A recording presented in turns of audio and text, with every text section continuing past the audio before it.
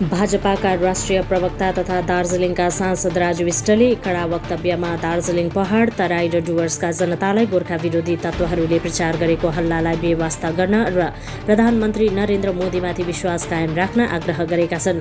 विष्टले ढिलाइ भए पनि गोर्खा जनताको न्याय भाजपाको प्राथमिकतामा रहेको र संकल्प पत्रमा उल्लिखित प्रतिबद्धता पूरा गर्ने आश्वासन दिए। बीजेपीएम पार्टीको विरोध प्रदर्शनलाई सम्बोधन गर्दै विष्टले विकासका पहलहरूमा उनीहरूको असफलतालाई उजागर गरे र उनीहरूलाई आफ्ना कमजोरीहरूबाट ध्यान भङ्ग गरेको आरोप लगाए। तिनीहरूको विरोधलाई जीटीए शिक्षक भर्ती घोटालामा आसन्न कोलकाता उच्च अदालतको निर्णयको वरिपरि डरसँग जोड्दै सांसद विष्टले बीजेपीएमको दावीलाई चुनौती दिए। विष्टले गोर्खा एसटी र पीपीएस एजेन्डाहरूप्रति भाजपाको समर्पणलाई जोड दिनुभयो।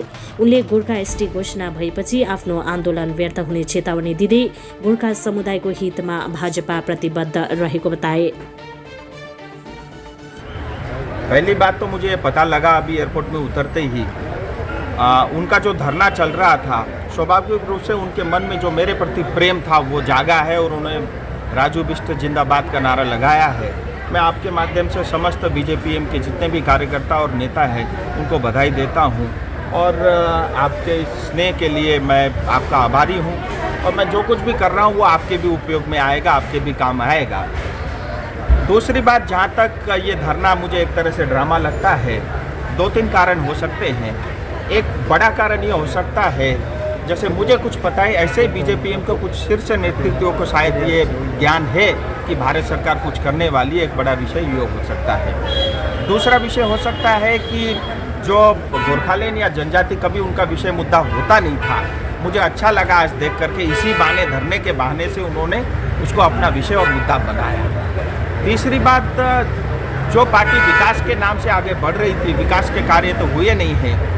जनता उनसे पूछ रही है कि हजारों करोड़ रुपए के जो विकास परियोजना के लिए जो पैसे आए वो पैसे कहाँ गए, उसको छुपाने के लिए हो सकता है। चौथा, तीसरा में बाढ़ पीड़ित के 500 घर बनने के 6 महीने के अंदर 5 महीने बीत चुके हैं, आज तक उनके घर नहीं बने, तो उससे भी ध्यान को भटकाने के लिए ये 3-4 कारण हो सकते हैं। लेकिन मैं आपको जिम्मेदारी के साथ ये बताना चाहूँगा, पार्लियामेंट में बजट सेशन शेष हुआ है, सरकार शेष हुई नहीं है अभी, और मुझे पूरा भरोसा है इस भारतीय जनता पार्टी और भारत सरकार और केंद्र सरकार के ऊपर में। हमारे क्षेत्र में जो विकास के कार्य होने थे, जितनी हमने कल्पना की थी उससे ज़्यादा हुए हैं। आने वाले समय में और उसमें गति दिखेगी और विशेष करके गोरखा और पहाड़ से जुड़े हुए मुद्दे हैं, उसका भी समाधान जल्द जो है ये सरकार घोषणा करेगी।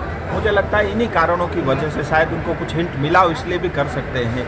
क्योंकि हमारे यहाँ मैंने देखा है, काम हो ना हो उससे पहले क्रेडिट लेने वाले बहुत उतर जाते हैं सड़क पर। तो मुझे लगता है इस बार हम सब बेसिकली जो गोरखा अपने परिचय के लिए पीड़ित है, शोषित है, वंचित है, मुझे लगता है ऐसे मुद्दों की राजनीतिकरण ना करना, मुझे लगता है वो ज़्यादा उचित है। और एक बात अनंतनाग जी का दावा है कि इस बार बीजेपीएम और तृणमूल मिलकर ही दार्जिलिंग लोकसभा ये जो चुनाव है जीतेगा। उनका दावा पिछले 15 साल से है, आज तक पूरा हुआ क्या? आपके जीटीए चुनाव में एसडीओ और डीएम और बीडीओ को लगा करके धांधली करके चुनाव जीत सकते हो। राज्य के चुनाव या राष्ट्र के चुनाव आप जीत नहीं सकते, आप में वो दम नहीं है, ये बात आप स्वयं भी जानते हैं। एक बार संदर्शखाली के विषय में क्या बोलेंगे? पश्चिम बंगाल को बचाने के लिए, पश्चिम बंगाल की गरिमा को बचाने के लिए, पश्चिम बंगाल की संस्कृति, पश्चिम बंगाल के 10 करोड़ जनता को बचाने के लिए एक ही मात्र उपाय है, वो है राष्ट्रपति शासन। गवर्नर जितना डिले करेंगे राष्ट्रपति शासन की मांग को लेकर के, मुझे लगता है जनता को उतना कष्ट हो रहा है। ये सरकार ऐसी संवेदनशीलहीन सरकार है जो पद पे बैठने के लिए उपयुक्त नहीं है। इस सरकार के कारण पश्चिम बंगाल कंगाल बना है।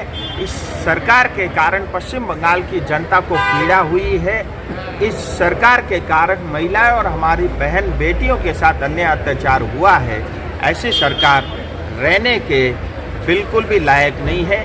जल्द से जल्द राष्ट्रपति शासन लगे और राष्ट्रपति शासन लगने से पश्चिम बंगाल की जनता खुशी खुशी 10 करोड़ जनता भारतीय जनता पार्टी को, केंद्र सरकार को वोट देगी।